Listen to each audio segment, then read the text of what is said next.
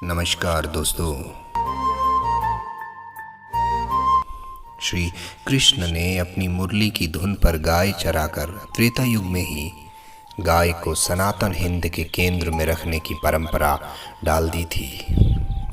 गाय अनिश्चित काल से ही हिंद में पूजनीय और प्रातवंदनीय रही है। थार की रेतीली मिट्टी के तुनक मिजाज स्वभाव के चलते यहाँ बसने के लिए विशेष उपक्रम करने ही पड़ते हैं। यहाँ बरखा की जुबान पक्की नहीं होती और ऐसे में जरूरी हो जाता है कि वर्ष पर्यंत जिंदा बचे रहने के लिए आपके पास विकल्प हो, और मवेशी पालन यहाँ सर्वप्रिय और सर्वोपरि विकल्प है।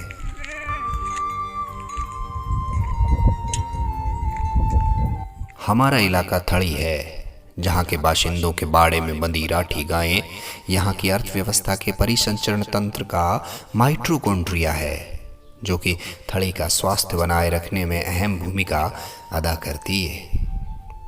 हमारे यहाँ धन का मतलब पैसा नहीं, दुधारू गायें होती है। यहाँ तिजोरी नहीं बल्कि ताज़ी मोटी गायों से भरा हुआ बाड़ा हुआ करता है, जिसमें अपने मनपसंद खाद्य खाकर खड़ी गायें धनी का स्टेटस सिंबल होती है।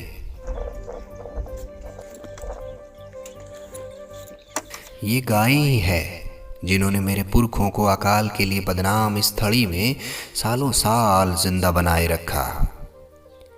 यहाँ गाय सिर्फ एक पशु नहीं होती, बल्कि घर का स्थायी मेंबर होती है, जिसके होने और ना होने पर घर पर उतना ही फर्क पड़ता है जितना उस घर के किसी मानव सदस्य के चलते पड़ता है।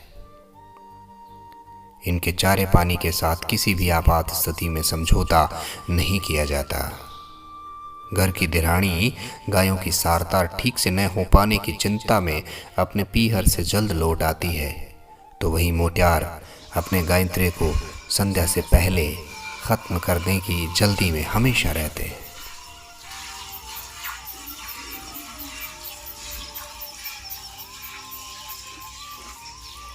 पिछले कुछ वक्त से थार के इन बाड़ों को मानो किसी की नजर लग गई है। गांव और गुआड़, खेत हो या खलियान, जहां भी देखो मृत पशुओं की लाशों से अटा हुआ हाहाकार मचा रहा है। ये भादर जाट का बाड़ा है, जो कि सर्वश्रेष्ठ गायों का डिस्प्ले बोर्ड है। भादर जाट का गायों का पुश्तैनी काम है। इनकी कई पीढ़ियां अपने घर की अर्थव्यवस्था के केंद्र में गाय पालन ही रखे हुए हैं। इन्हें गायों की समझ और जानकारी बेहतरीन है।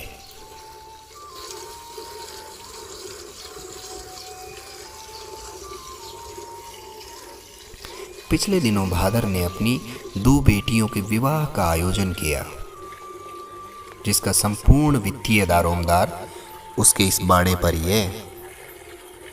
अब तक उसकी योजना के अनुसार सब ठीक ही चल रहा था कि तभी अचानक ही 1-2 पशुओं की तबीयत बिगड़ी और उनके शरीर पर गुमड़े जैसा कुछ होने लगा, जो बेहद विकराल रूप लेकर फूटता है और तड़प तड़प कर पशु की मौत होती है।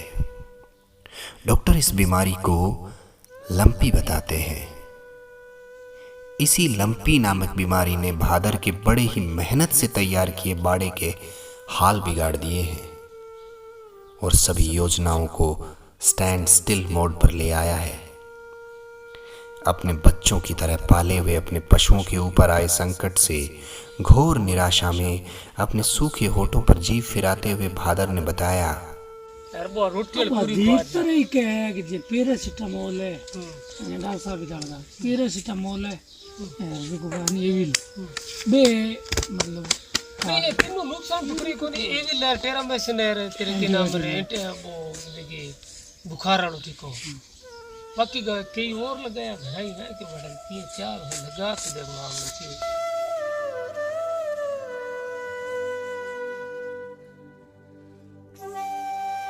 में लंपी ग्याबण गाय या ऐसी गाय जिसने अभी अभी एक बच्चे को जन्म दिया है, और या फिर अधिक दूध देने वाली गाय को सबसे ज्यादा चपेट में लेता है, जो कि त्रासदी को और अधिक कठोर बना देता है।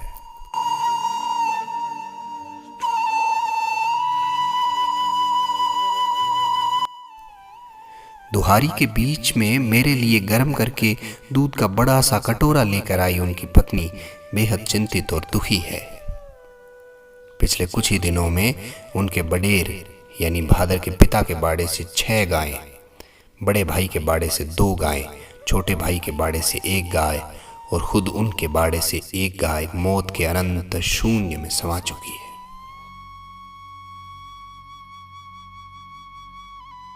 भाभी जी रूंधे गले से बताती है कि आज सुबह ही लगभग 27 लीटर प्रतिदिन दूध देने वाली एक गाय लंपी की वजह से मरी है।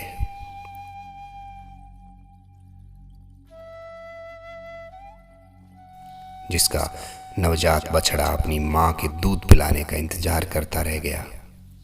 उसके लिए उन्होंने एक निप्पल की व्यवस्था की है। बाड़े में अब भी कई पशु बीमार है। डॉक्टर्स कहते हैं कि अफ्रीकी मूल की इस संक्रामक बीमारी का कोई इलाज अभी तक आया नहीं है। फिर भी मन नहीं माना तो उनका छोटा भाई महावीर शहर से डॉक्टर लेकर आया। डॉक्टर कुलदीप इलाके के जाने माने वेट है। अपने संपूर्ण अनुभव और दक्षता के बावजूद भी कोई स्थायी इलाज न कर पाने की मजबूरी उनकी पेशानी पर स्पष्ट दृष्टिगोचर होती है। इन्होंने फिर भी हिम्मत नहीं हारी। पशुओं की स्थिति और बदतर ना हो इसलिए संक्रामक पशुओं को अलग बाड़े में रखने का मशवरा देते हुए उन्होंने पीड़ा और संक्रमण कम करने के लिए कुछ दवाइयां भी लिखी। 48 घंटे बाद दूध तो रिपीट करना है, ठीक है ना। और अब जिकेंगे अरे छोटा बच्चा जिका है नहीं, अगर कहीं ओडी थान लागे तो इनका 5 ml लगा दिए। 5 ml लगा दो। हाँ 15 ml लगते हैं 5 ml लगाना, फिर 48 घंटे तक को लगाना। जरूरत हुई तो 5 ml की डोज तीसरे दिन। बाड़े के पशुओं के अलावा भादर जाट को यहाँ से कोई 40 किलोमीटर दूर जंगल में स्वतः चरने भेजे पशुओं की चिंता सता रही है। आज वो उन्हें ढूंढने जा रहे हैं। न जाने क्यों मैं भी उनके साथ चल पड़ा हूं। दादा नाथू को नाक नीवण कर हम बिना किसी रास्ते के सीधे चले जा रहे हैं।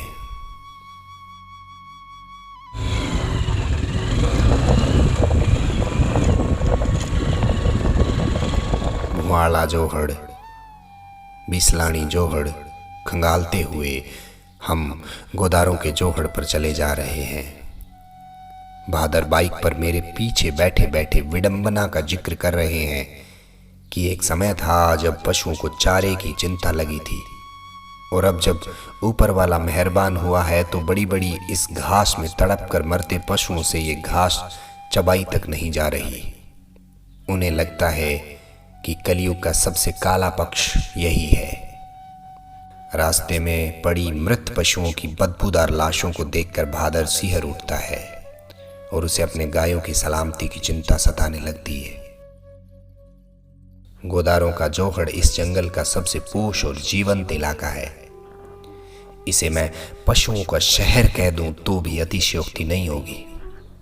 सुबह से शाम तक बियाबान जंगल के बीच इस जोहड़ पर कोई न कोई मिल ही जाता है। ऐसा माना जाता है कि गर्मी के दिनों में जब सारे ताल तलैया सूख जाते हैं तब गोदारों का जोहड़ ही है जो यहाँ के मवेशियों की प्यास बुझाता है। हमेशा रौनक और मौज का साक्षी ये जोहड़ आजकल किनारे पड़े मृत पशुओं की लाशों से दुखी है। हजारों गायों की प्यास बुझाने वाला ये जोहड़ आज थका हारा और निराश लग रहा है। इसके हिचकोले खाते पानी के ठहराव को मानो इस त्रासदी की भनक है। अभी चंद रोज पूर्व लूनकर अंसर विधायक श्री सुमित गोदारा ने पहल करते हुए इस वीराने में अपने बाड़े से दूर प्राण तजते इन सैकड़ों पशुओं की लाशों को दफनवाया ताकि संक्रमण का खतरा कम हो सके। संध्या होने को है। भादर अपने पशुओं की दुहारी हेतु घर लौटने से पहले एक नज़र भेड़ा वाली जोड़ी पर मार्क लेना चाहता है, जहां शाम को पशु रात्रि विश्राम के लिए स्थायी रूप से बरसों से बैठते आए हैं। टोकरियों की आवाज के साथ आसपास के टीलों से ढलती गायों पर भादर सहित वहां बैठे 3 पशुपालकों की नजर है। तीनों की गायों की पीठ पर अलग अलग निशान है जो एक तरह की मुहर है। ये मुहर एक गांव के पशुओं की पहचान बताती है। सभी पालतू पशुओं के पीठ पर ऐसी मुहर देखी जा सकती है। काफी वक्त तक बैठे रहने के बाद जब गाय नहीं दिखी तो निराशा में धूल झाड़ते हुए वहां से उठ खड़े हुए हैं हम, और दूर दिखते मोबाइल टावर की सीध में निकल पड़े हैं।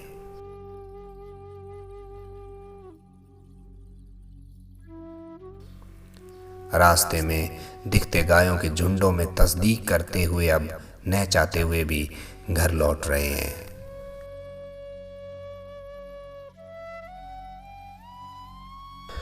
लोक कल्याणकारी राज्य को बना लेने का दावा करने वाला मानव अभी भी एक ऐसे ग्लोबल लोकतंत्र को सेट नहीं कर पाया है जिस लोकतंत्र में दूसरे जीव भी शामिल हो।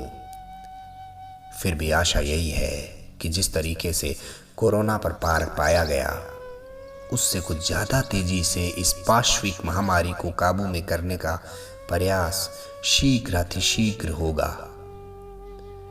बादर अभी भी पीछे बैठा इस शंका में बड़बड़ा रहा है कि उसके पशु जिंदा भी है या किसी बोझे के पास लाश बन गए हैं। हम तो जोहड़ पर तलाश करते रहे और क्या पता वो अब जोहड़ पर कभी ना आ पाए। ऊंचे टीले पर बाइक रोककर आश्वस्ति हेतु अनमने ढंग से मैंने कह दिया, नहीं, वो ठीक ही होंगे। हम अगले रविवार को फिर आएंगे उन्हें देखने। इस बार कुछ जल्दी आएंगे क्योंकि आशा अमर धन है। धन्यवाद दोस्तों।